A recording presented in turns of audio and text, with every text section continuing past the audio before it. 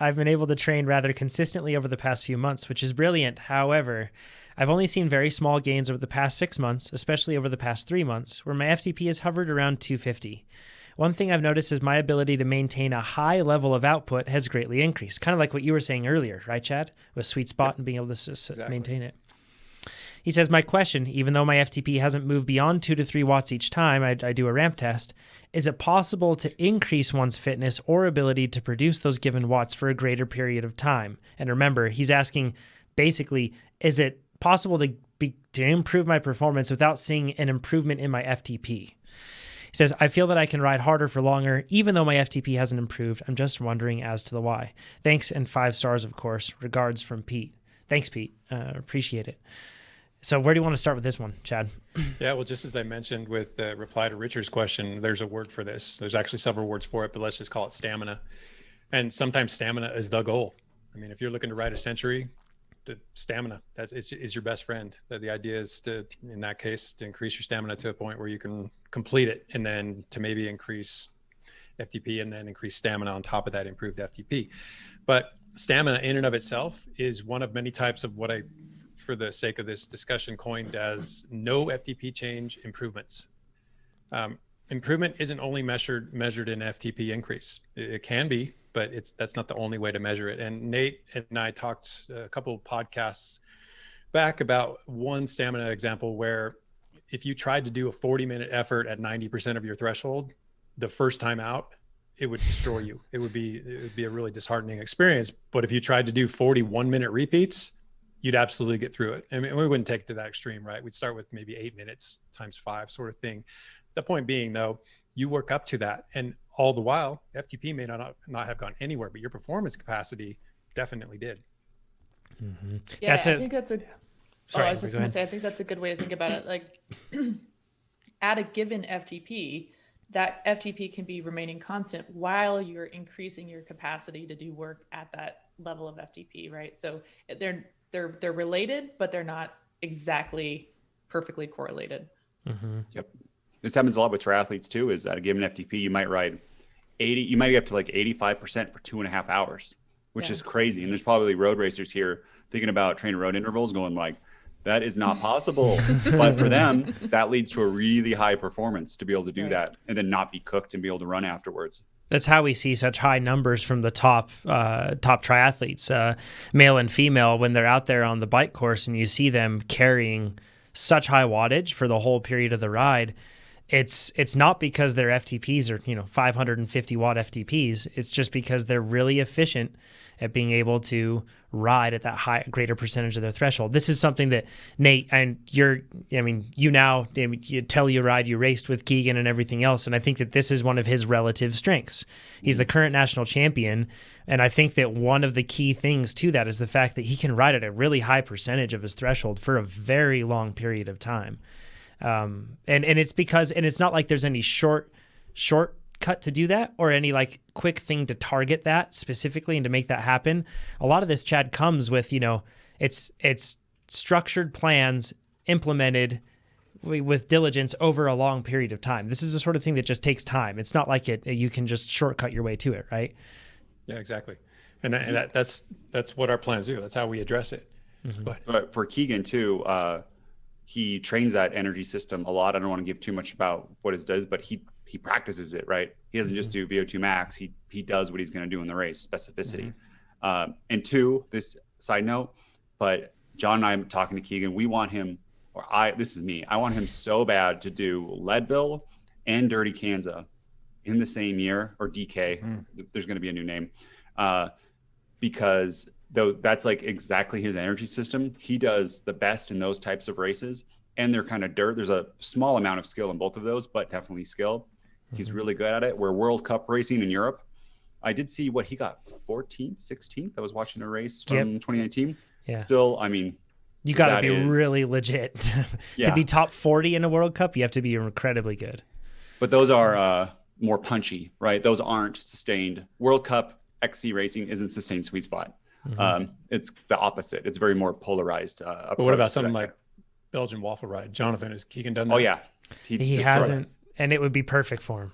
That would be perfect for him too, because the videos that I've seen, he would be able to ride a road bike with like 28s, and watching the roadies in the dirt section, it is like they are losing minutes because they're just like slippery. And then the other time, if you have big tires, it's really bad. But Keegan just sends it, and he has very good technical skills.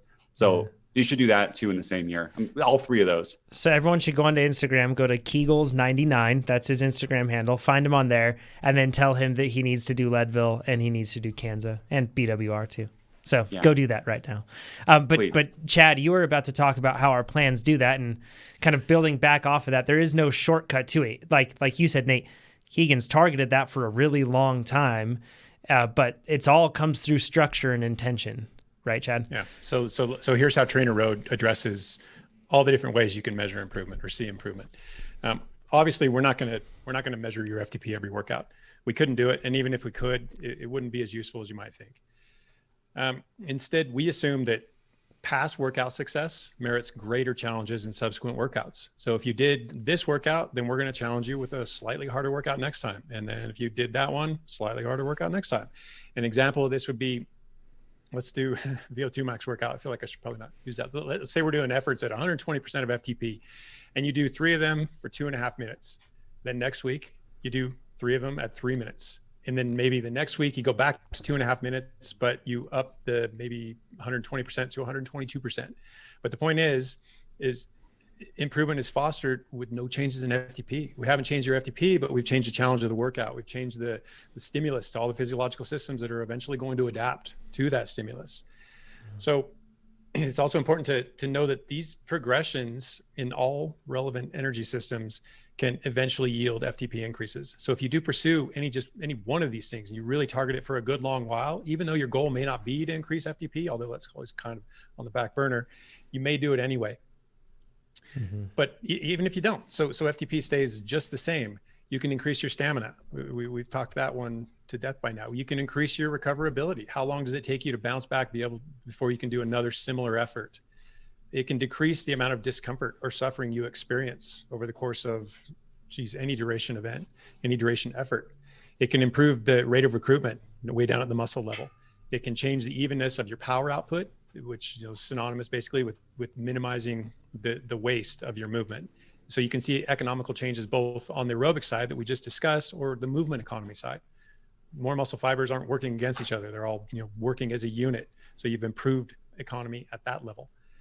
You can improve your repeatability at discipline relevant durations. So if you compare a rolling road race where you have to be probably good at 8 minutes-ish efforts at 108% of FTP versus a criterium rider who has to be good at really good at 30-second efforts at maybe way up at 120, 130%, but needs to find recovery at 90%. So do keep in mind at all times that FTP increase is not the overriding goal. I think it's too common an assumption for people to not get an FTP increase and therefore to tell themselves FTP didn't go up, therefore I'm not improving. Sometimes that's the case, but not every time. Definitely not every time, especially as we move through the phases and we get into specialty. You might not see any FTP improvement, but you will be a better racer at the tail end of that plan. So remember, FTP is one benchmark and it's used to measure one form of improvement. As importantly, it's the anchor for each of our training phases power levels. So these little minor upward power level tweaks can themselves be the facilitators of further improvement. But even when those level out, improvement in other ways can still occur. Yeah. Amber, I have a question for Amber. Is progress linear? Pop quiz. Yeah, that was a tall T on that one, Nate.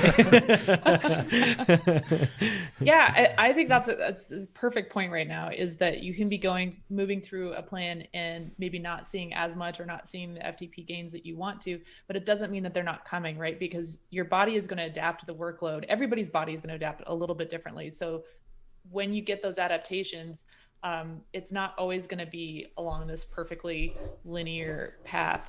And we see that all the time. And I just want to follow up on one of the things Chad said about, increasing from 2.5 minutes to 3 minutes at VO2 max.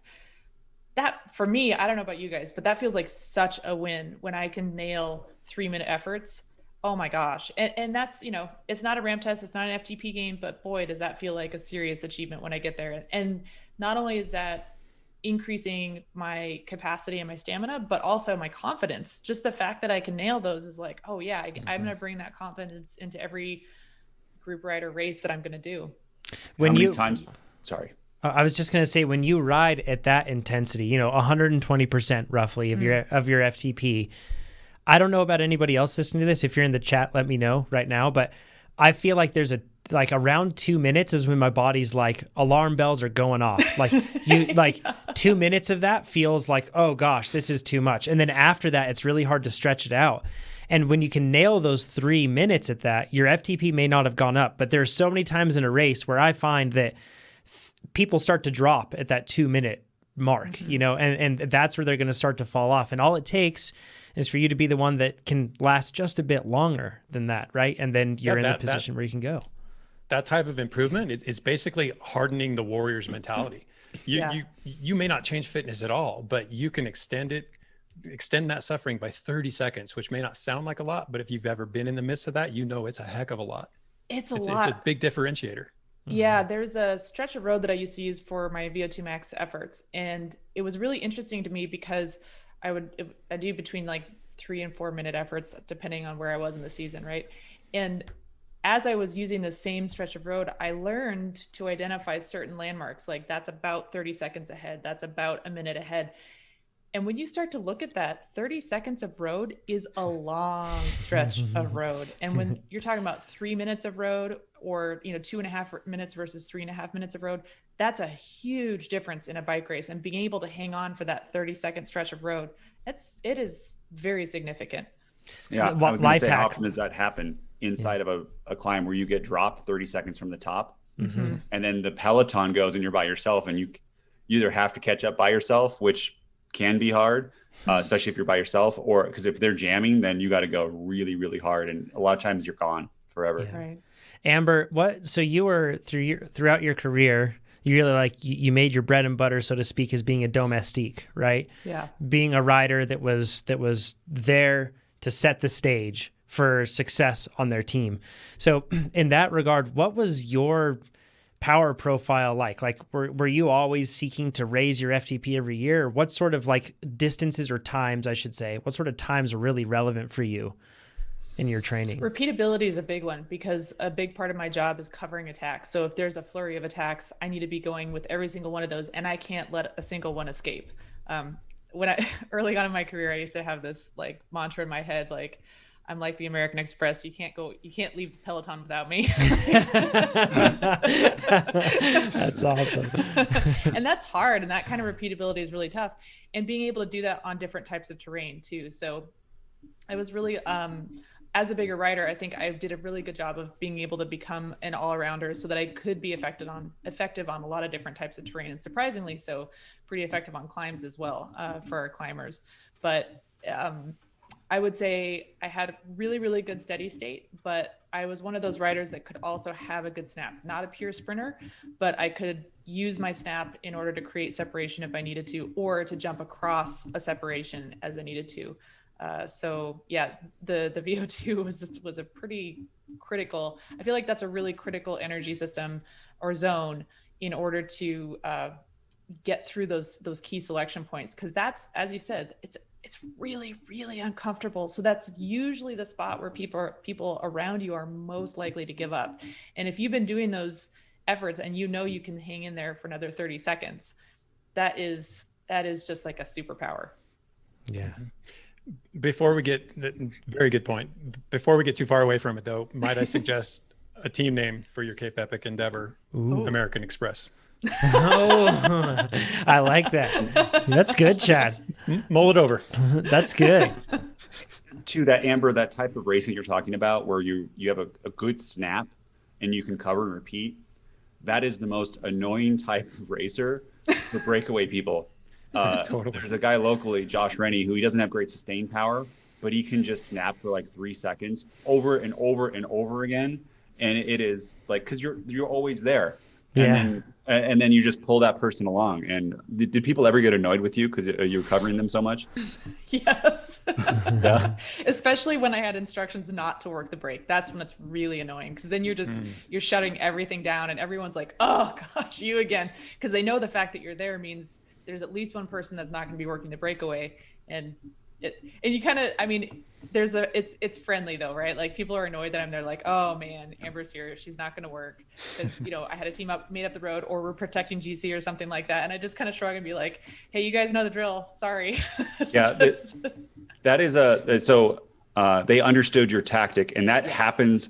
I find the lower the category raising, the more people get extremely mad, where they're like, you're not working the breakaway. You're not doing your fair share, where the tactic is actually, I'm going to sit back here for the benefit of my team. And that, because we have a good sprinter or another way to win. And as you guys experience that too in the lower categories, people are like, they like get like super pissed at you, and they don't understand. It's like, I don't know, jumping a king. I don't even know what its tactic is. I mean, a good analogy is, but it's a tactic. It's okay to not work the break. Totally. Yeah. If you like this video, you should subscribe to our channel. Maybe even give this video a like with a thumbs up and a comment down below. If you want to see race analysis videos, you can click on it right over here.